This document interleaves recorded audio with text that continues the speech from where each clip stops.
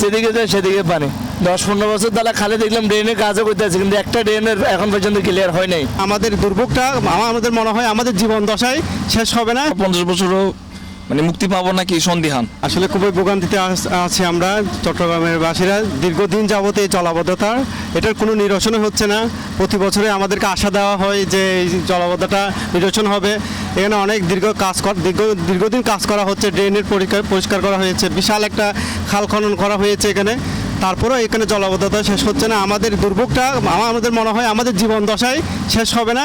আমরা সরকারের কাছে এবং সিটি কর্পোরেশনের কাছে আকুল আবেদন জানাচ্ছি, আপনারা যথাযথ পদক্ষেপ নেন, যেটার মাধ্যমে আমরা এই চট্টগ্রামের জলাবদ্ধতা, দীর্ঘদিনের যে জলাবদ্ধতা সেটা নিরসন হয়, যাতে আমাদের দুর্ভোগ কমে।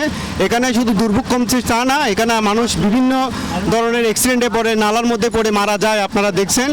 তাই আমি আপনাদের মাধ্যমে যথাযথ কর্তৃপক্ষ যারা আছে তাদের কাছে বিনীত অনুরোধ করব, আপনারা এটার একটা যুগোপযোগী আপনারা একটা পদক্ষেপ গ্রহণ করুন। দরকার হলে বিশেষজ্ঞদের মতামত নিয়ে, যারা নগর পরিকল্পনাবিদ আছে তাদের মতামত নিয়ে আপনারা আমাদের এই দুর্ভোগটাকে নিরসন করুন। কারণ একটু করে বৃষ্টি হলেই এখানে দুর্ভোগ সৃষ্টি হয়, এবং অফিসগামী বলেন, স্কুলগামী বলেন, কলেজগামী সবাই এই দুর্ভোগের শিকার হয়, এবং কি এখানে অ্যাক্সিডেন্ট হয়ে অনেকে মারাও যায়। আমার মনে হয় না আরো 50 বছর, স্বাধীনতা তো 52-53 বছর হচ্ছে, আরো 50 বছরও মানে মুক্তি পাবো নাকি সন্দিহান।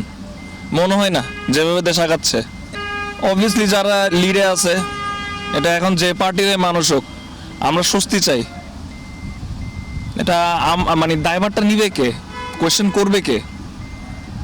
লালখামবাজার যাবো, অনেক দূরে থেকে ঘুরে আসছি, এখন যেদিকে যায় সেদিকে পানি। তা আমার প্রশ্ন হলে এই বৃষ্টিতে যদি যাবো তো সামনে অনেক দিন আছে। 10-15 বছর তাহলে খালি দেখলাম ড্রেনের কাজও করতে আছে, কিন্তু একটা ড্রেনের এখন পর্যন্ত ক্লিয়ার হয় নাই। কিন্তু দেখেন সাধারণ মানুষের যে কষ্ট, সরকার তো আর এটা বুঝবে না। সিটি কর্পোরেশনের কোনো মাথা ব্যথা নাই, সাধারণ ওনাদের বাসায় বসে রয়েছে।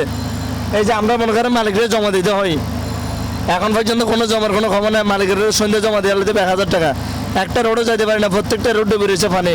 ফ্লাইওভারে যায় রং সাইডে, আবার ফ্লাইওভারে ঘুরে চলে আসতো, 60 জায়গা ঘুরে আবার এই জায়গাতে আটকিলাম। ফেরিবোট উঠছে, পতঙ্গা ফেরিবোট, এরপর আপনার অক্সিজেন উঠছে, এর আপনার 16 পরে এখানে উঠছে ফ্লাইওভার থেকে, এরপর আপনার ওয়াসামোড় উঠছে। তাহলে এই যে প্রত্যেকটা জায়গার মধ্যে আমরা ঠিক সেম অবস্থা, ঘুরে ঘুরে যাই আবার চলে আসতো, ঘুরে লাস্টে যাত্রী পানি দিয়ে হাঁটে গেছে গা। কারণ আমরা তো যেতে পারতেছি না, আমরা তো বসে রয়েছি এখানে।